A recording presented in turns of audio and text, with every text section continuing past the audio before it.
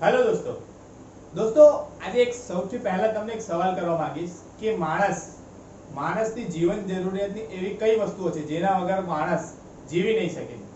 ત્રણ બેઝિક જરૂરિયાતો છે, રોટી, કપડા અને મકાન। આ ત્રણ જરૂરિયાતો જો તમારી પાસે છે ને તો અત્યારે તમે દુનિયાના 40% લોકોથી પણ વધારે અમીર છો। કેમ કે દુનિયામાં 40%થી પણ વધારે લોકો એવા છે કે જેમની પાસે આ ત્રણમાંથી કોઈ એક જરૂરિયાત નથી। કોઈ રાતે ભૂખ્યો સૂઈ જાય છે તો કોઈ પાસે પહેરવા માટે કપડાં નથી, યા તો પછી કોઈ પાસે રહેવા માટે ઘર નથી। એટલે જ કહું છું કે જો તમારી પાસે આ ત્રણ જરૂરિયાતો છે હાલમાં તો તમે દુનિયાના 40%થી વધારે લોકો કરતા અમીર છો।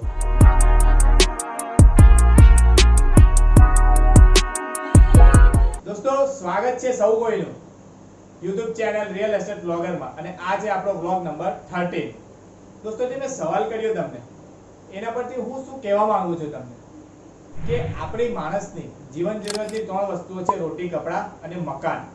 પરંતુ એમાંની જે પહેલી બે જરૂરિયાતો છે, રોટી અને કપડા, એ માણસને ખૂબ જરૂરી છે। એ જો ના હોય તો માણસ જીવી નહીં શકે। પરંતુ માણસ પાસે જો ઘર ના હોય ને તો માણસ ગમે ત્યાં સર્વાઈવ કરીને જીવી શકે છે। પરંતુ પહેલી બે જરૂરિયાતો જે છે એના વગર માણસનું જીવન સંભવ નથી। ઘર ના હોય તો પણ ચાલી શકે છે। તો આજે આપણે વાત કરીશું માણસની આ ત્રીજી જરૂરિયાત પર। પહેલી બે જરૂરિયાત જે રોટી અને કપડાં છે એને સાઈડ પર રાખીને માણસની જે ઘરની જરૂરિયાત છે એ કેટલી જરૂરી છે અને ક્યારે માણસે પોતાની લાઈફમાં પોતાનું ખુદનું ઘર ખરીદવું જોઈએ અને એ ટાઈમ પર એને કયા કયા રીઝન્સ જાણવા જોઈએ, કયા કયા પરિબળોને સમજવા જોઈએ જે એને પોતાનું ખુદનું ઘર લેવામાં મદદરૂપ થઈ શકે। તો આજનો આપણો વ્લોગનો ટોપિક આ જ રહેવાનો છે કે મારે પોતાનું ઘર ક્યારે લેવું જોઈએ। મારે ઘર લેવું તો છે પણ શું કારણથી લેવું ઘર, એવા મારી પાસે અત્યારે કયા રીઝનો છે કે જેના કારણે હું મારું પોતાનું ઘર લેવું। તો આજનો ટોપિક આ જ છે આપણો કે why should buy my own house. તો ચાલો શરૂ કરીએ। અને હા, શરૂ કરતા પહેલા એક રિક્વેસ્ટ કરવા માંગુ છું કે ચેનલને હજુ પણ સબસ્ક્રાઇબ નહીં કરી હોય તો સબસ્ક્રાઇબ કરી લેજો, આ વિડીયોને હમણાં જ લાઈક કરી લેજો જેથી કરીને મને મોટિવેશન મળે અને આગળ હું તમારા માટે આવા જ ઇન્ટરેસ્ટિંગ ટોપિક પર નવી નવી વાતો લઈને આવ્યા કરું જેથી કરીને તમને કંઈક જાણવાનું મળે અને મને પણ મજા આવે। તો હમણાં જ સબસ્ક્રાઇબ કરી લેજો। ચાલો શરૂ કરીએ આપણો આજનો વ્લોગ। આજે તમને હું એવા 5 રીઝન જણાવીશ કે જેના પરથી તમને આઈડિયા આવી જશે કે તમારે પોતાનું ઘર શા માટે લેવું જોઈએ અને શું કારણથી લેવું જોઈએ। તો એ 5 રીઝન્સની આપણે વાત કરીએ તો એમાંનું પહેલું રીઝન છે કે when you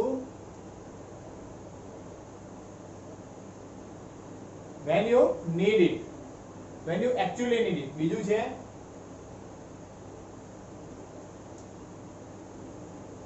ઇક્વિટી, સેકન્ડ છે ઇક્વિટી, ત્રીજું છે કેશ ફ્લો, ચોથું છે એપ્રિસિએશન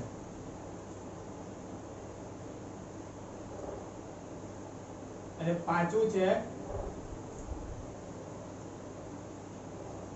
ટેક્સ સેવિંગ। આ 5 મેઇન રીઝન છે જે કોઈ પણ માણસે ઘર ખરીદવા જતો હોય તેને આ 5 રીઝન છે ને ધ્યાનમાં રાખવા જોઈએ। પહેલું when you need it, equity, cash flow, appreciation and tax savings। તો આપણે આજે ડિસ્કસ કરીશું આ 5 પોઈન્ટ્સ પર કે કયા કયા પોઈન્ટ્સ, આ પોઈન્ટ્સમાં આપણે શું શું ધ્યાનમાં રાખવા જેવું છે। તો સૌથી પહેલો પોઈન્ટ લઈએ કે when you actually need it। એનો મતલબ એવો છે કે તમારે એકચ્યુઅલી ઘર જોઈએ છે અને જો જોઈએ છે તો એ ટાઈમ પર તમે અફોર્ડ કરી શકો છો। તમારી ઇન્કમ જે છે એની સામે મોર્ગેજ રેટ કેટલા છે અને એની સામે હોમની વેલ્યુ કેટલી છે, ઘરની વેલ્યુ કેટલી છે, ઘરના ભાવ, પ્રોપર્ટીના રેટ્સ કેટલા છે અને મોર્ગેજનો રેટ શું છે। મોર્ગેજ મતલબ કે હોમ લોન, એનો રેટ કેટલો છે। તો તમે પોતાની ઇન્કમ પર એને તમે અફોર્ડ કરી શકો છો હાલના ટાઈમમાં। જો તમે અફોર્ડ કરી શકતા હોય તો જ તમારે પોતાનું ઘર બાય કરવું જોઈએ, નહીં તો પોતાનું ઘર બાય કરવામાં તમે લોંગ ટર્મના હોમ લોન્સના ઈએમઆઈમાં ફસાઈ શકો છો। કેમ કે લોંગ ટર્મ જે હોમ લોન્સ હોય છે 20-25 વર્ષની હોય છે તો તમારા પર એક લાયબિલિટી આવી જાય છે। જો તમે પોતાનું ઘર અફોર્ડ નહીં કરતો અને લઈ લો હોમ લોન પર કે ચાલો ને 90% લોન તો મળે છે, તો એ ટાઈમ પર જો તમે લોનથી ઘર લઈ લો છો તો તમારા માટે 20 થી 25 વર્ષની લાયબિલિટી બની શકે છે। પ્લસ જો તમે એ ઘર પોતાના રહેવા માટે લેવા માંગતા હોવ તો તમારે વિચારવું જોઈએ સૌથી પહેલા કે હું અફોર્ડ કરી શકું છું ઈએમઆઈ, તો જ તમારે લેવું જોઈએ. પ્લસ જો તમે એ ઘરને રેન્ટ આઉટ કરવા માટે લેવા માંગતા હોય તો તમે એ ઘરને લઈ શકો છો. કેમ કે રેન્ટ આઉટ કરશો તમે તો એમાં તમને દર મહિને કંઈક ઇન્કમ જનરેટ થશે, જે આપણે નેક્સ્ટ ટોપિકમાં વાત કરીશું કે કેશ ફ્લો, કઈ રીતે કેશ ફ્લો ને ધ્યાનમાં રાખીને આપણે ઘર લેવું જોઈએ. તો આ સૌથી પહેલો ટોપિક થયો કે વેન યુ નીડ ઇટ, તમે જો અફોર્ડ કરી શકતા હો હોમ લોન ના રેટ અને ઈએમઆઈ પે કરવા માટે તમે અફોર્ડેબલ હોવ તો તમારે પોતાનું ઘર ચોક્કસ લેવું જોઈએ. બીજો પોઈન્ટ છે ઇક્વિટી. આ એક ઇન્ટરેસ્ટિંગ પોઈન્ટ છે, ઘણા ખરા લોકો નથી જાણતા હોતા. આ ઇક્વિટીની જો આપણે વાત કરીએ તો એમાં કઈ રીતનું હોય છે કે માની લો તમારી નજરમાં એક ઘર છે જે ઓલરેડી અંડર વેલ્યુ છે, માર્કેટમાં એના વિશે કોઈ જાણતું નથી, અને માની લો કે એઝ એ એક્ઝામ્પલ એ ઘરનો રેટ માર્કેટ વેલ્યુના હિસાબે એ ઘરનો રેટ 1 કરોડ રૂપિયા છે. એ પ્રોપર્ટીનો રેટ 1 CR છે માર્કેટ વેલ્યુ પર, પરંતુ એ જે પ્રોપર્ટીનો ઓનર છે અને એ પ્રોપર્ટી તમને પ્રોપર્ટીનો ઓનર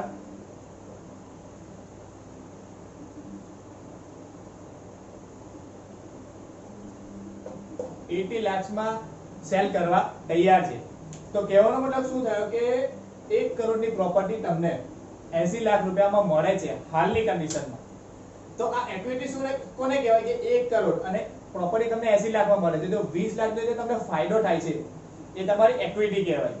હવે એ જ ઘર જો તમે માર્કેટમાં લેવા જાઓ તો તમને 1 કરોડમાં મળી રહ્યું છે, પરંતુ એવો તમને કોઈ બાયર મળે છે જેના થ્રુ તમને 80 લાખમાં મળી જાય છે, તો તમારા 20 લાખ રૂપિયા સીધા બચી જાય છે.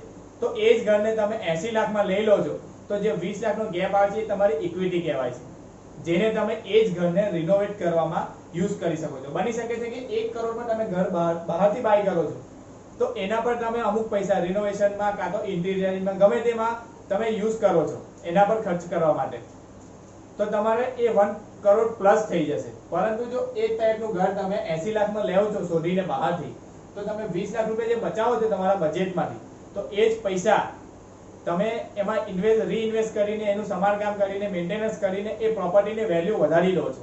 હવે આગળ શું થાય છે, ઇક્વિટીનો કમાલ જુઓ કે 80 લાખમાં તમે ઘર લીધું, 10 લાખ રૂપિયા તમે એમાં મેન્ટેનન્સ કરાવ્યું, તો પ્રોપર્ટીની તમને ટોટલ કોસ્ટ પડી 90 લાખ રૂપિયા. પરંતુ આ 10 લાખ રૂપિયાનો ખર્ચો કરતા પ્રોપર્ટીની માર્કેટ વેલ્યુ બની ગઈ છે 1.25 કરોડ. પ્રોપર્ટીની માર્કેટ વેલ્યુ તમારી બની ગઈ 1.25 કરોડ. તો જ્યારે તમે આ પ્રોપર્ટી 80 લાખમાં લીધી છે, 10 લાખનું એમાં તમે મેન્ટેનન્સ કરાવ્યું, તો તમને 90 લાખમાં એ પ્રોપર્ટી પડી છે. તો એની સામે તમે 1. CR માં જ્યારે આગળ વેચો છો તો તમને પ્રોફિટ કેટલો થયો? 25 લાખ પ્લસ 10 લાખ, 35 લાખ રૂપિયાનો તમારો નેટ પ્રોફિટ જનરેટ થઈ ગયો. તો બંને બાજુ તમને આ ઇક્વિટી ફાયદો કરાવી શકે છે. પહેલા તો તમે જ્યારે બાય કરો છો તો તમને સસ્તામાં પ્રોપર્ટી મળી જાય છે, પ્લસ એના ઉપર તમે મેન્ટેનન્સ કરાવીને વધારે એની વેલ્યુ વધારીને તમે વેચો તો એનો જે પ્રોફિટ મળે છે એ પણ તમને મળે છે. તો આ ઇક્વિટી એક બહુ જ સારું અને ઇન્ટરેસ્ટિંગ પરિબળ છે. એટલે માર્કેટમાં એવી ઘણી બધી પ્રોપર્ટી આપણને મળી જતી હોય છે કે જે અંડર વેલ્યુ હોય છે, કોઈને ખબર નથી હોતી. તો એવી પ્રોપર્ટી શોધીને જે ઇન્વેસ્ટરો છે એ આ રીતે રિયલ એસ્ટેટમાંથી પૈસા કમાય છે. તો આ થઈ ગયો આપણો બીજો ટોપિક. ત્રીજો ટોપિક છે આપણો કે કેશ ફ્લો. જે પહેલા ટોપિકમાં આપણે વાત કરી, કેશ ફ્લો મતલબ કે કોઈ એક પ્રોપર્ટી તમે બાય કરી છે 50 લાખ રૂપિયામાં, ઓકે, તો એ પ્રોપર્ટીમાં તમે રહેતા નથી પરંતુ એને તમે રેન્ટ આઉટ કરો છો. પ્રોપર્ટીને રેન્ટ આઉટ કરો છો તો દર મહિને એમાંથી તમને અમુક amount as a cash flow મળતી જાય છે. તો એની સામે જો તમે મોર્ગેજ પે કરતા હો તો એ મોર્ગેજ પે માં જે તમારો કેશ ફ્લો આવે છે એ તમારો ઓછો થઈ જાય છે. એટલે તમારો મોર્ગેજ રેટ માની લો કે તમે કોઈ પ્રોપર્ટી પર 20K EMI ભરો છો, પ્લસ એની સામે તમારું એ જ પ્રોપર્ટીનું 15K રેન્ટ આવે છે, તો તમારા 20K EMI માંથી 15K માઈનસ થઈ જશે. તમે પોતાના 5K જ ભરો છો એઝ અ મોર્ગેજ, અને બીજા જે 15K તમે પહેલાથી ફિક્સ તો કર્યું જ હતું રેન્ટ આપવા પહેલા કે હું 20K મારે EMI ભરવાની છે, તો તમારા જે 15K અહીંયા બચે છે 15,000 રૂપિયા બચે છે દર મહિને, એને તમે સેવ કરીને નેક્સ્ટ ટાઈમ બિલ્ડ કરીને વાપસ બીજી એક પ્રોપર્ટી બાય કરવા માટે એને યુઝ કરી શકો છો. તો કેશ ફ્લો હંમેશા તમે કોઈ પણ પ્રોપર્ટી બાય કરો ને તો રિયલ એસ્ટેટ એવું કહેવાય છે કે કોઈ પણ રિયલ એસ્ટેટ તમારું એવું હોવું જોઈએ કે જે તમને સામે ઇન્કમ જનરેટ કરીને આપતું હોય. તો એ જ તો જ એ રિયલ એસ્ટેટ તમારું ખરું ઇન્વેસ્ટમેન્ટ કહેવાય. તો આ થઈ ગયો ત્રીજો પોઈન્ટ. ચોથો પોઈન્ટ છે એપ્રિસિએશન. તો એપ્રિસિએશન એટલે શું કે માની લો તમે કોઈ પ્રોપર્ટી બાય કરી છે. એઝ ઓફ નાઉ આપણે એક્ઝામ્પલ લઈએ 2020 માં તમે કોઈ એક પ્રોપર્ટી બાય કરી 1 CR 1 કરોડમાં તમે એક પ્રોપર્ટી અત્યારે હાલમાં બાય કરી. નેક્સ્ટ તમે 10 વર્ષ સુધી એ પ્રોપર્ટી તમારી પાસે રાખો છો. તો 2030 પર આ જે 1 CR ની જે તમારી પ્રોપર્ટી હાલમાં છે એ 10 વર્ષ પછી એની અમાઉન્ટ કેટલી થશે, એની માર્કેટ વેલ્યુ કેટલી થશે એ પણ જાણવું આપણે ખૂબ જરૂરી છે. As per survey real એસ્ટેટમાં 5 to 14% જે પ્રોપર્ટીના રેટ જે છે એ 5% થી લઈને 14% સુધી યરલી વધતા હોય છે. આ રેન્જમાં રિયલ એસ્ટેટનો રેટ વધતા હોય છે, પરંતુ ઓન એન એવરેજ 6 થી 7% તો રિટર્ન મળતું જ હોય છે દરેક રિયલ એસ્ટેટમાં. તો જો આપણે આ કેસમાં કેલ્ક્યુલેટ કરીએ તો 1 CR એના 6% એટલે કેટલા થઈ ગયા? દર વર્ષના 6 લાખ રૂપિયા, રાઈટ? તો એ 10 વર્ષના કેટલા થઈ ગયા? 60 લાખ રૂપિયા. તો આફ્ટર 10 years જ્યારે તમે આ 1 કરોડની પ્રોપર્ટી બાય સેલ કરવા જશો તો ત્યારે એ અરાઉન્ડ 1.6 CR ની વેલ્યુ હોલ્ડ કરતી હશે માર્કેટ કન્ડિશનમાં. હવે ત્યારે તમારે જોવાનું છે કે તમે પોતાની પ્રોપર્ટી કેટલા રેટમાં બાય કરવા માંગો છો. પરંતુ આ જે છે એક આપણે આઈડિયા લીધો કે 6% ના રેટ પર જો પ્રોપર્ટીના એપ્રિસિએશન આપણને મળતું હોય, હવે એ એપ્રિસિએશન છે એ અલગ અલગ પરિબળો પર કામ કરતું હોય છે. માર્કેટ કન્ડિશન, જે કન્ટ્રી હોય છે એની ઇકોનોમી, તમે કયા લોકેશનમાં પ્રોપર્ટી લીધી છે એ, પ્લસ કે તમારી પ્રોપર્ટી જે છે એની કન્ડિશન કેવી છે, તમે એને મેન્ટેન રાખી છે, દરેક વસ્તુ એમાં મેટર કરે છે એપ્રિસિએશન. એટલે આ જે આંકડો જે છે એ ઉપર નીચે બની શકે છે, વધી પણ શકે છે, ઘટી પણ શકે છે. પરંતુ આપણે એક આઈડિયા લીધો જાણવા માટે કે એપ્રિસિએશન કોને કહેવાય. તો પ્રોપર્ટીની વેલ્યુ દિવસે દિવસે વધતી જાય તો એને કહેવાય પ્રોપર્ટીનું એપ્રિસિએશન થયું. તો આપણી દરેક રિયલ એસ્ટેટ પ્રોપર્ટી એપ્રિસિએટ થાય જ છે, લોંગ ટર્મમાં થાય છે. તો જેટલું લોંગ ટર્મમાં આપણે પ્રોપર્ટીમાં ઇન્વેસ્ટ કરીને રાખીશું એટલો આપણને વધારે ફાયદો થશે. તો આ થઈ ગયો ચોથો પોઈન્ટ. અને પાંચમો લાસ્ટ પોઈન્ટ જે છે એ છે ટુ સેવ ટેક્સીસ. ટેક્સીસ સેવ કરવા માટે ઘણા મોટા લોકો આપણા ઇન્ડિયામાં કોઈ પણ માણસને આપણે પ્રોપર્ટી ઘર લેવા માટે પૂછીએ ને તો એ બે જ રીઝન માટે ઘર લે છે. પહેલું રીઝન કે એને પોતાનું ઘર જોઈએ છે એટલા માટે, અને બીજું કે મારે હોમ લોનનો ટેક્સ બચાવવો છે એટલા માટે. પરંતુ જે બાકીના બીજા 2-3 પરિબળોની આપણે વાત કરી કે ઇક્વિટી, કેશ ફ્લો, એપ્રિસિએશન, આ દરેક વસ્તુ પર લોકો વધારે ધ્યાન નથી આપતા. તો હવે વાત કરીએ કે ટેક્સ, પ્રોપર્ટી પર આપણે ટેક્સ કઈ રીતે બચાવી શકીએ છીએ. તો એઝ પર અવર ઇન્ડિયન ગવર્નમેન્ટ લો કે long term capital gain tax જે છે એ આપણે બચાવી શકીએ છીએ, જે છે 10 વર્ષ. જો તમે કોઈ પ્રોપર્ટી 10 વર્ષ સુધી હોલ્ડ કરો છો તો ત્યાર પછી જો તમે એ પ્રોપર્ટી સેલ કરવા જાવ છો તો તમને એના પર કોઈ ટેક્સ નથી લાગતો. એ જે પૈસા તમને મળ્યા છે પ્રોપર્ટી સેલ કર્યા પછી તેના પર તમને કોઈ ટેક્સ ભરવાનો નથી આવતો. પરંતુ જો તમે 10 વર્ષની અંદર કોઈ પણ પ્રોપર્ટી વેચો છો તો એમાં તમારે 20% ટેક્સ ભરવો પડતો હોય છે, જે પ્રોપર્ટીની વેલ્યુ તમને મળી હોય છે. એમાં પણ અમુક ઘણી કન્ડિશન હોય છે, જેવી રીતે કે કેપિટલ ગેઇન જે છે એ તમે જે પૈસા લીધા એને પછી તમારે પાછા પ્રોપર્ટીમાં જ ઇન્વેસ્ટ કરવાના હોય છે, તો જ તમને ટેક્સમાં તમને રાહત મળે છે. બીજું છે કે તમે જે કન્સ્ટ્રક્શન જે છે, તમે પૈસા કોઈ પણ પ્રોપર્ટી સેલ કરીને પૈસા તમને મળી ગયા તો એનું કન્સ્ટ્રક્શન જે છે તમે તમારે નેક્સ્ટ 3 વર્ષની અંદર નવી પ્રોપર્ટીમાં ઇન્વેસ્ટ કરવા માટે એ પૈસાને તમારે યુઝ કરી લેવાના હોય છે, નહીં તો પાછો તમારે ટેક્સ ભરવો પડી શકે છે. અને એ 3 વર્ષ સુધીમાં તમે જે તમારા પૈસા છે એને તમે જે કેપિટલ ગેઇનનું જે અકાઉન્ટ હોય છે જેને કહે છે કે capital gain account scheme CGAS, આ અકાઉન્ટમાં તમે એ પૈસા રોકી શકો છો, જ્યાં તમને યરલી તમને રિટર્ન મળી શકે છે. અને જ્યારે તમારી પ્રોપર્ટી બનવાની શરૂ થઈ જાય છે 3 વર્ષની અંદરમાં, તો ત્યારે એ પૈસા તમે કાઢીને ત્યાં તમે વાપસ ઇન્વેસ્ટ કરી શકો છો. આ 5 પરિબળોની આપણે આજે વાત કરી કે જેના દ્વારા આપણે આપણું પોતાનું ઘર ક્યારે બાય કરવું અને શા માટે બાય કરવું એના ડિસિઝન આપણે લઈ શકીએ છીએ. તો 5 પરિબળો કયા કયા હતા? સૌથી પહેલા તો કે when you need it, પછી બીજું છે કે કેશ ફ્લો, ત્રીજું છે કે ઇક્વિટી, કેશ ફ્લો, પછી છે એપ્રિસિએશન અને ટુ સેવ ટેક્સ.